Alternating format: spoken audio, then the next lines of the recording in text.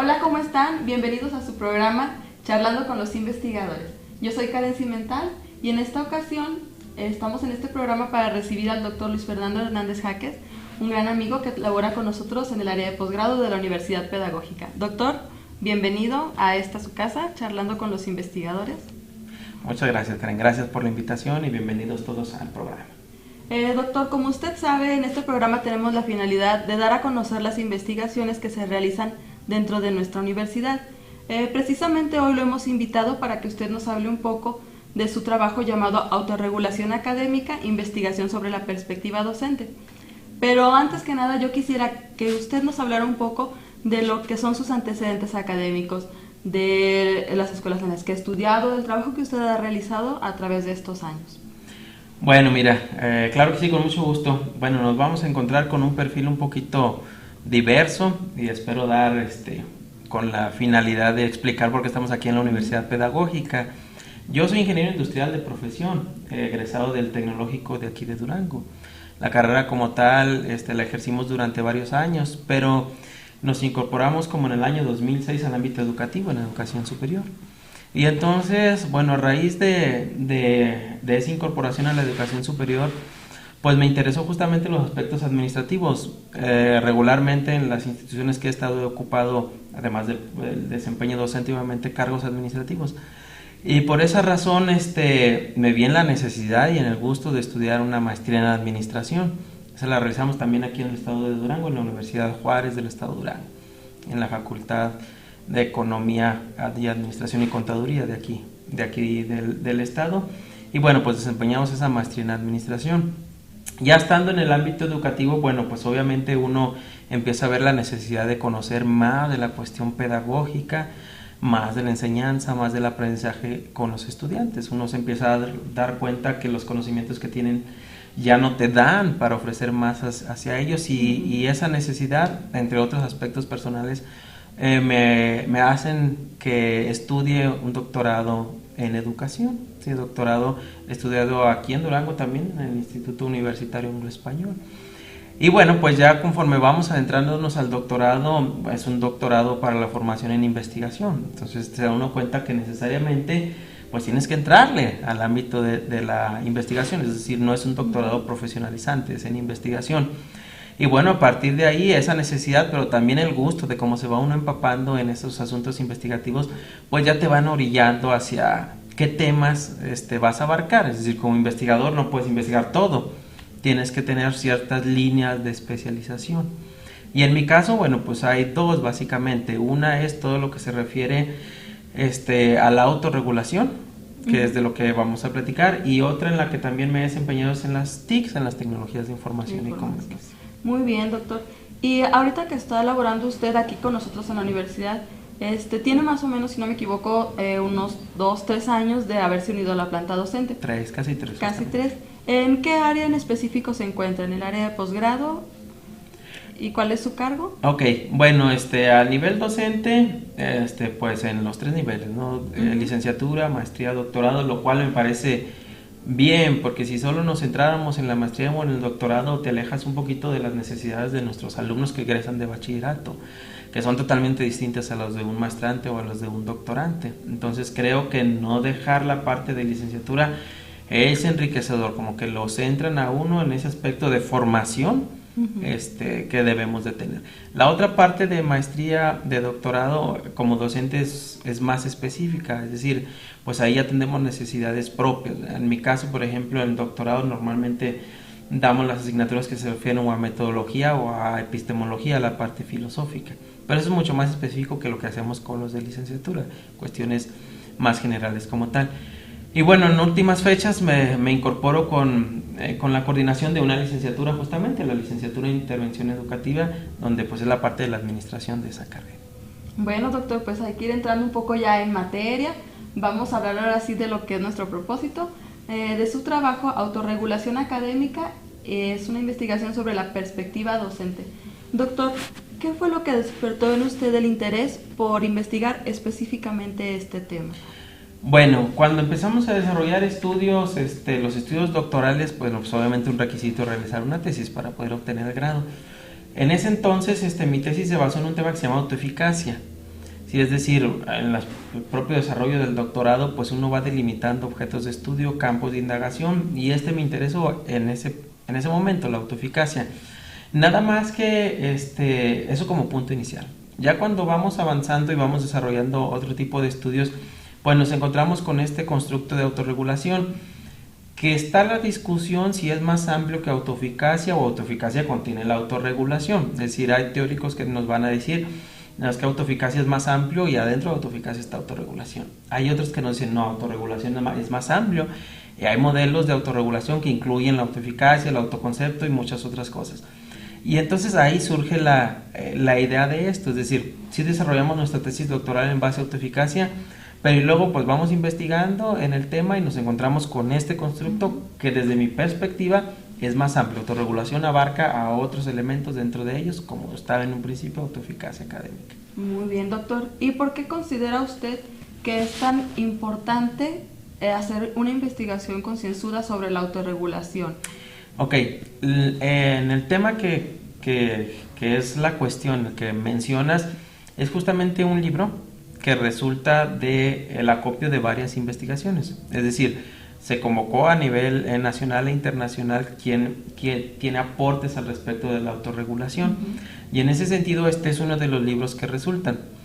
Ver la autorregulación desde la perspectiva docente. Y entonces el libro se compone de alrededor de 10 capítulos, en donde en este libro solamente uno es investigación local, es mía propiamente, los demás son investigaciones a nivel nacional, es decir, tenemos aportes de diferentes personajes en otros estados, donde ellos ven qué está pasando con estos procesos de autorregulación. ¿Qué es lo importante o cuál es el asunto con la autorregulación? La autorregulación es como si dijéramos, es autogestionarte como persona para conseguir ciertos resultados. En este caso estamos hablando de resultados académicos. Entonces yo como persona, desde el punto de vista docente, ¿cómo administro mi tiempo? ¿Cómo administro mi planeación? ¿Cómo administro el llevar mis clases, el llevar mi dinámica de grupo, el llevar mi evaluación, para llegar a un fin determinado? Entonces este primer libro versa alrededor de eso, cómo los docentes perciben esa autorregulación. Entonces podríamos decir que el objeto de esta investigación es observar cómo los docentes gestionan su tiempo y sus recursos para lograr los propósitos que se proponen en sus planeaciones. Ok, sí, hablamos ahí de cuestiones administrativas en cuanto a tiempos, en cuanto a recursos, pero también en cuestiones cognitivas. Es decir, cómo nosotros vamos como docentes concibiendo el aprendizaje de los estudiantes y cómo lo vamos mediando, en qué momento vamos dando ciertos recursos, cuánto tiempo dedicamos a cada cosa, qué estrategias de aprendizaje metemos en este momento, si trabajamos en equipo, si es individual, si ahora es un estudio de caso, si ahora es un proyecto. Todos esos son recursos cognitivos. Entonces son estrategias metodológicas que emplea el maestro. Todo eso involucra esta parte de la autorregulación vista desde el docente. Ahora, aquí nos encontramos no solamente con metodologías cualitativas, como mencionabas que pudiera ser una técnica de ellas la observación. Nos encontramos de las dos estrategias, tanto cualitativas, que siguen el método cualitativo o que siguen el método cuantitativo. Desde las dos perspectivas el método se puede abordar. Obviamente más sistematizado, más riguroso, mejor dicho, desde lo cuantitativo, porque puede ser generalizable, y un poco más abierto, pero también sistemático desde lo cualitativo, más específico a una necesidad propia que se tiene con determinados sujetos. Muy bien, doctor. Entonces, ¿cuál fue la metodología específica que usted empleó para llegar a los resultados? Ok, bueno, en lo general, en el libro, te digo, hay de las dos, ¿verdad? Tanto cualitativas como cuantitativas. Te puedo hablar específicamente de una de ellas, que es la que yo realicé. De su capítulo, precisamente. Así es. Ahí llevamos metodología cuantitativa. Entonces, metodología cuantitativa lo comparte con lo cualitativa, parten de una identificación del problema, una delimitación del problema. A partir de ahí nosotros tenemos que asociar alguna teoría que sea la que desde la perspectiva del investigador, obviamente a través de análisis, es la que se adapta mejor para abordar esa problemática. En esta investigación nosotros indagamos acerca de la autoeficacia de los docentes en una universidad. Y entonces, bueno, determinamos que la teoría dominante, de hecho, en aspectos de autoeficacia es teoría que desarrolló, así se llama, autoeficacia, desarrollada por Albert Bandura, un canadiense, de hecho todavía vive, Esto lo menciono siempre porque a veces pensamos que tomar una teoría es de algún personaje que vivió hace 30 años. Sí, y de que algo todo que está muy lejos, muy viejo, muy olvidado. Inalcanzable. De algo pasado de moda incluso. Exacto. Y no es cierto, o sea, en realidad estamos rescatando a contemporáneos, a valores que están viviendo nuestra experiencia, sí, o sea, que están en nuestra circunstancia también. Sí, es correcto, ¿verdad? Son contemporáneos a nosotros y bueno, eso le da cierta relevancia y actualidad a la investigación. Es decir, nosotros determinamos, pues, lo abordamos con la autoeficacia de Albert Bandura. Y pues de ahí ya seguimos la metodología cuantitativa, que es recopilar datos, en este caso fue a través de un inventario, como todo lo que se hace científicamente en lo cuantitativo, lleva un proceso de validación, pruebas de confiabilidad para llegar a determinar, ok, esto es lo más adecuado. Recopilamos datos, obtenemos resultados, ¿verdad? Los resultados, por ejemplo, en esta investigación nos dicen, ok, en esta universidad que está en el municipio de Rodeo, un municipio de aquí de Durango, los resultados es que los maestros se sienten eficaces de realizar su labor docente. Y en este caso, pues el instrumento que tomamos trae varias dimensiones.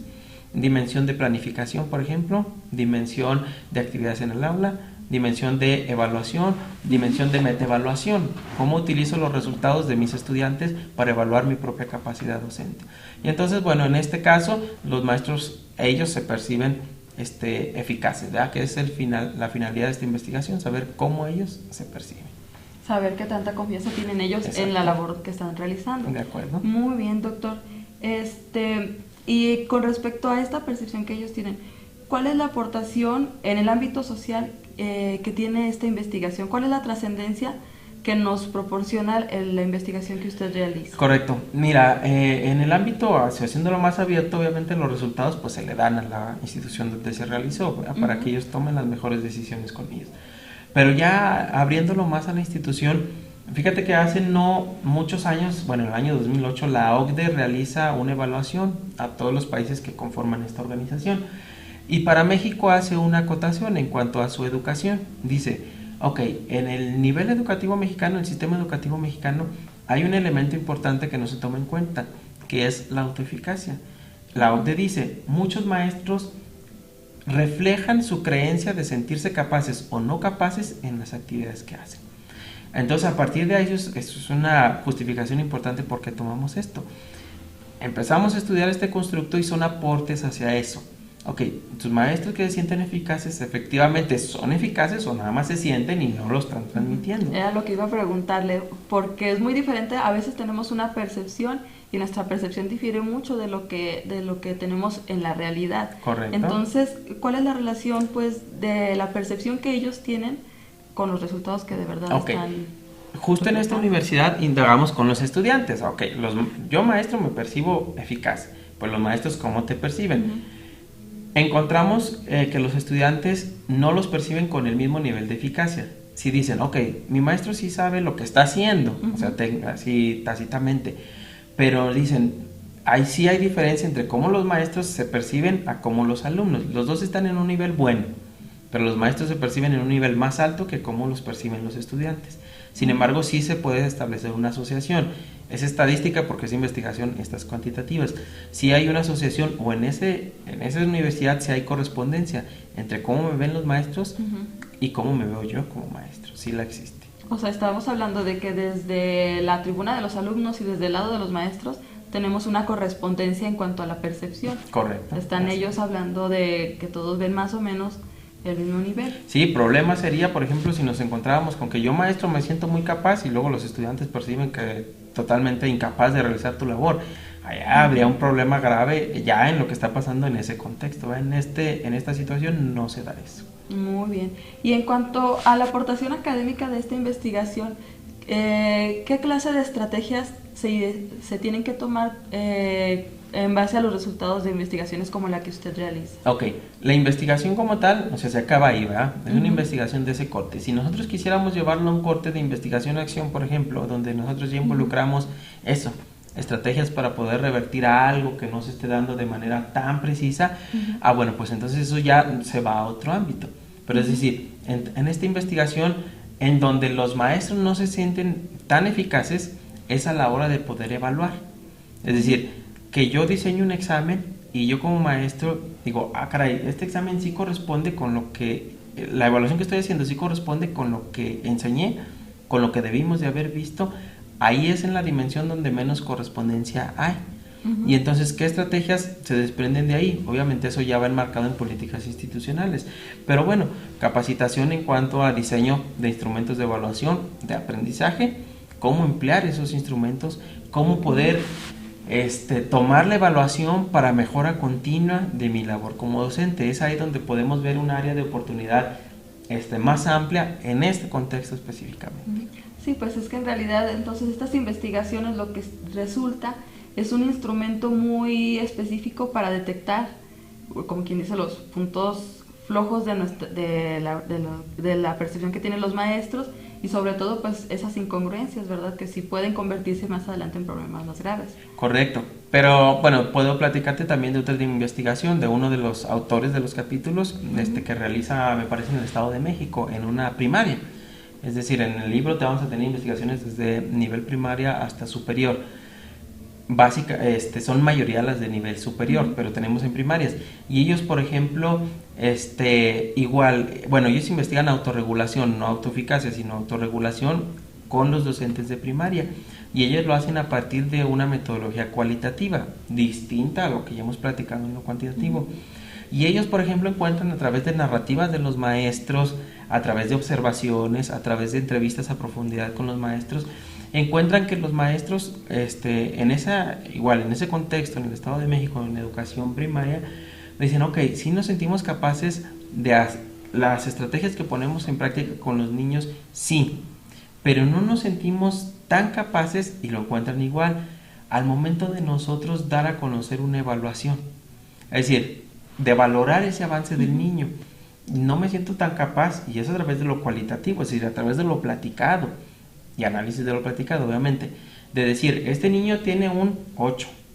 Dice, no me siento tan capaz de poder ser tan puntual en establecer una calificación. Este niño tiene un 9.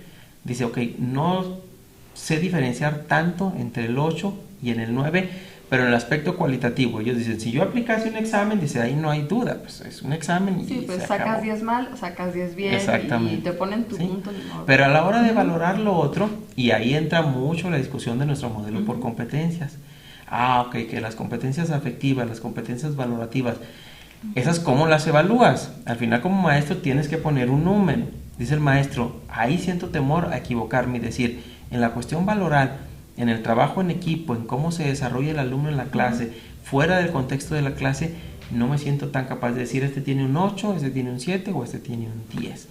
Y entonces encontramos, bueno, que desde la perspectiva, en estas dos investigaciones, tanto lo cuantitativo como lo cualitativo, y unas en nivel primaria y otras en nivel superior, la problemática es la misma, el asunto de la evaluación. Exactamente. Entonces, lo que nos revela pues las investigaciones contenidas en este libro es precisamente eso, o sea, la inseguridad que tienen los maestros en generar evaluaciones precisas sobre aspectos, podría decirse que pues no mesurables, porque en realidad, como usted comenta, no podemos saber si un niño es participativo en escala de 10 o en escala de 1, o qué tanto está funcionando en equipo, o si trabaja mejor solo. Y en realidad no implica que sea una equivocación, sino que es más bien una variación en la escala. Sí, correcto. En estas dos investigaciones sí, ¿verdad? En el libro hay otras que no abarcan estos asuntos de la evaluación, en estos sí lo abarcan. Y sí, justamente, y aquí nos meteríamos en la discusión, sí, del modelo de competencias que viene desde los saberes, el saber hacer, saber conocer, saber convivir con los demás. Esta parte del saber convivir es la parte complicada, ¿sí? ¿Cómo evalúo eso? Sí lo puedo valorar como maestro, pero como el sistema me exige un número, ¿qué número le pongo a eso? El saber hacer y conocer no es tanto problema. Hay instrumentos objetivos para hacerlo. Saber hacer, hay que hacer una maqueta. Hay elementos para valorar la maqueta. El saber conocer es conocimiento. Un examen te da eso, ¿sí? Ok, pero el saber convivir en equipo. Ok, ¿cómo digo un alumno, a este convivió mucho, este no convivió tanto? El que convivió tanto quiere decir que sabe menos trabajar en equipo, no necesariamente. Ok, si te fuiste a otro contexto y el contexto familiar, el cómo te desenvuelves en el aspecto familiar, ¿cómo valoras eso? Una competencia para la vida, ¿en qué momento valoras eso de la vida? El maestro tiene que dar una calificación y es ahí la duda, ¿verdad? Ok, yo estoy evaluando tu competencia de saber convivir con los demás. ¿Cuándo te voy a poner un 10? Cuando eres muy extrovertido y sí convives, y el que no es tan extrovertido quiere decir que no. Pues ahí está la duda, ¿verdad? Y es ahí parte de las líneas que se pueden desprender de estas investigaciones y que están ahí como líneas emergentes para, digamos, bueno, pues existen estas otras posibilidades que resultaron de esto. Entonces son posibles líneas de abordaje en cuanto a investigación. Pues sí, porque dejan abierta todavía la premisa de encontrar parámetros, de buscar estrategias que ayuden a facilitar esas situaciones, que permitan solucionarlas de forma más práctica y al mismo tiempo, pues yo pienso que versátil, porque en realidad, como usted comenta, no es lo mismo el caso de un niño que es serio por naturaleza a un niño que es serio por alguna razón en específico. Correcto. Fíjate que en el ámbito investigativo difícilmente podemos decir que algo está terminado. Es decir, yo no puedo decir, acabé la investigación y hasta aquí se acaba y estos son los resultados. Creo que un aporte de todas las investigaciones son las líneas que se van emergiendo de ellas, es decir, dejamos estos campos de indagación para que otro investigador lo retome, que se refiera a esto. En este caso, por ejemplo, mi línea de investigación es la evaluación, entonces yo cierro hasta donde evalué autoeficacia, pero digo, ok, ya hay otras necesidades como evaluación que dejamos abiertos a otros investigadores. Muy bien. Doctor, ¿y cuánto tiempo le llevó realizar esta investigación? Okay. ¿Es un trabajo muy arduo? ¿Fue como que un periodo muy largo el que necesitó para recopilar la información, para juntar todos los datos? Ok, realizar una investigación cuando tienes cierto dominio ya del tema puede ser no tan complicado, ¿sí? Es decir, te puede llevar 3 o 4 meses, sobre todo las del corte cuantitativas suelen ser más rápidas que las cualitativas. El llevar a cabo un libro, o sea, estamos hablando de que la convocatoria, por ejemplo, la emitimos, si no me equivoco, en el mes de mayo del 2014 y el libro lo sacamos hasta el mes de enero del 2015. O sea, ese sí es un trabajo arduo. O sea, en realidad, cuando uno no lo hace, el libro, y cuando solo mandas aportaciones, no ves el trabajo que hay detrás de él, que es mucho, ¿sí? Desde recibir las aportaciones de los demás compañeros investigadores, evaluarlas, no las puedes evaluar tú mismo, tienes que pasarla a otros investigadores para que den su evaluación, cumple o no cumple, si cumple así como la mandaron, si no, pues hay que corregir cosas, entonces regresas al investigador, hay que ajustar cosas, te la vuelve a regresar, la vuelves a evaluar y vas conformando los apartados del libro. Luego viene la cuestión de corrección de estilo para que todo más o menos lleve el mismo estilo de redacción, eso nos apoyamos de otra persona, formato final, luego ya los trámites legales para darle ISBN y demás al libro. Ese es un trabajo de mucho largo, que hacer, así es, entonces eso es lo que sí lleva bastante tiempo. Muy bien, doctor. ¿Y dónde se ha presentado esta investigación? ¿Cuáles son las publicaciones en las que vamos a poder encontrar su trabajo? Ok, mira, como tal, las universidades que son editoras de la investigación, de esta investigación es el Instituto Universitario Inglés-Español, o sea, en la página de ellos lo pueden encontrar, pero la editorial principal es la REDIE, la Red Durango de Investigadores Educativos. En la página de la REDIE lo pueden encontrar. ¿Dónde se ha presentado? El libro como tal está por presentarse, se va a presentar el año que viene en el coloquio. Hay un coloquio internacional que esta misma red organiza, ahí se va a presentar este libro. La investigación como tal ya se ha presentado, es mi investigación particular, la hemos presentado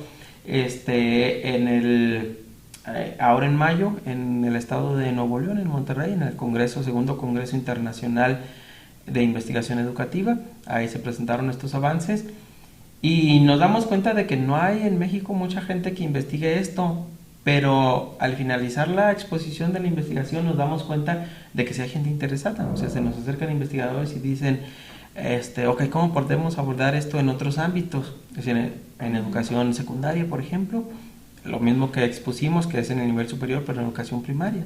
Lo podemos abordar con otros agentes que no sean solo maestros y alumnos, los padres de familia, ¿qué implicaciones tienen? O sea, nos damos cuenta que el campo está emergiendo, no podemos decir que está consolidado en México, está emergiendo, pero al menos causa interés y hay otros investigadores a los que pues ya les está moviendo la curiosidad y con los que vamos a poder establecer investigaciones conjuntas. Sí, pues es que es algo como todo, como usted lo comentó, tiene que ir creciendo, buscando otras áreas de investigación donde se va haciendo más trascendente. O sea, es muy cierto que no solamente son los maestros y los alumnos los que participan en el proceso educativo, y como usted lo dice, o sea, no solamente en el nivel primario, a nivel secundario, o sea, tenemos muchísimas partes donde podemos buscar la forma de aplicar una investigación como esta. Sí, imagínate, yo como padre de familia, por ejemplo, qué tan capaz me siento de ayudar a mi hijo con sus estudios. O si nada más simplemente digo, no, pues no soy capaz y entonces solamente lo digo a la escuela y en la escuela que arreglen todo, como últimamente se ha hecho, y eso es algo que la escuela no puede absorber. O sea, regresar quizás al papel tradicional del padre de familia, donde por otras circunstancias lo tenía, por tiempo, por situaciones sociales, por situaciones económicas, donde la mamá o el papá se implicaban más en la tarea de la escuela.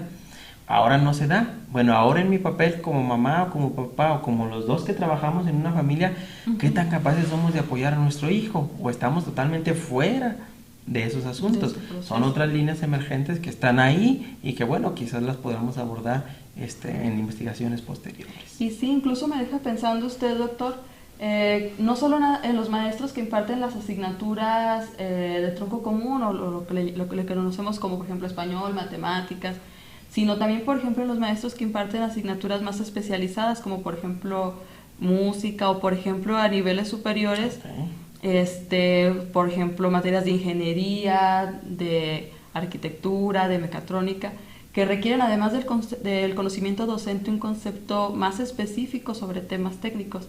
Entonces ahí hay que ver también qué tan capaces son tanto de gestionar los elementos de docencia como de dar los conocimientos propios de la materia. Sí, yo por ejemplo cuando nos metemos en el campo de las artes, pues obviamente el asunto se nos sale del aula. Sí, es decir, mi trabajo como docente va desde gestionar hasta los materiales a nivel institucional, que no es lo mismo gestionar un pizarrón que gestionar una piedra para hacer una escultura. Ok, entonces desde esos aspectos el maestro qué tan bueno es. Yo puedo ser muy bueno, sí, para hacer esa escultura, para esculpir, pero entonces resulta que soy malísimo en las gestiones o en las cuestiones políticas y nunca tengo el material a tiempo por esas situaciones. O sea, todo eso involucra el aspecto central de lo que estamos hablando y es parte de la labor docente. Obviamente no es lo principal, ¿verdad? Nosotros podemos decir, el docente debería ser un especialista en su materia y un especialista en los aspectos pedagógicos, en los aspectos áulicos.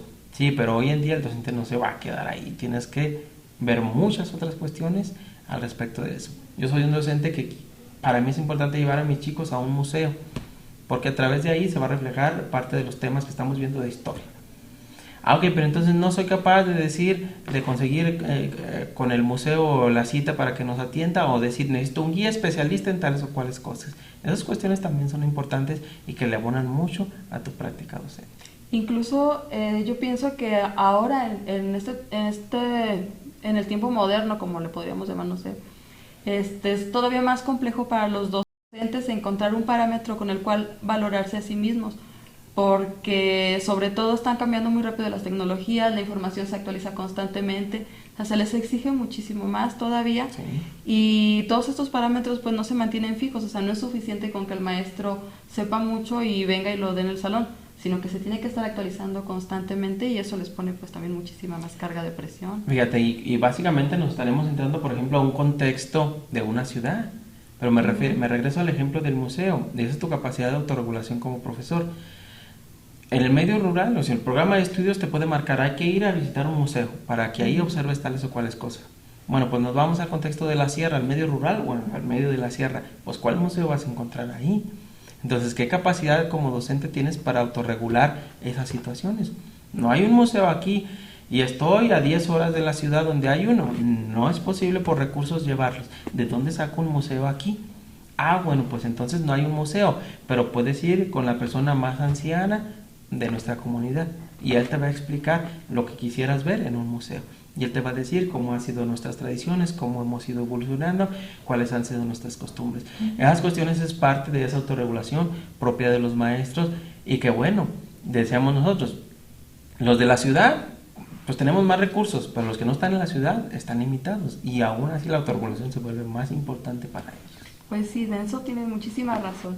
Bueno, doctor, pues yo sé que es un tema muy extenso hablar sobre autorregulación académica y más aún ya que estamos ahondando en otras variantes que también competen a este mismo tema. Pero yo espero que nos podamos reunir en la siguiente ocasión y sigamos hablando de su investigación. Quiero agradecerle a nombre de mis compañeros del área de difusión y de Transforma TV que nos haya acompañado en esta misión de Charlando con los Investigadores. Muchísimas gracias por su presencia. Es muy importante para nosotros tener sus investigaciones aquí al pie de la letra y en la memoria y el presente siempre. No, al contrario, yo les doy las gracias a ti, Karen, y a todo el equipo, porque investigación que no se difunde técnicamente no existe. Y entonces estos espacios de difusión nosotros los valoramos mucho y los agradecemos en ese valor. Entonces muchas gracias a ti y a todo el equipo por esto. Gracias por acompañarnos. Bueno amigos, pues los esperamos en otra emisión de Charlando con los Investigadores. Les recuerdo que este programa se transmite simultáneamente a través de Transforma TV y en Radio UPD a través de Durango Radio UPD @listentomyradio.com. Yo soy Karen Cimental, nos vemos en la siguiente emisión.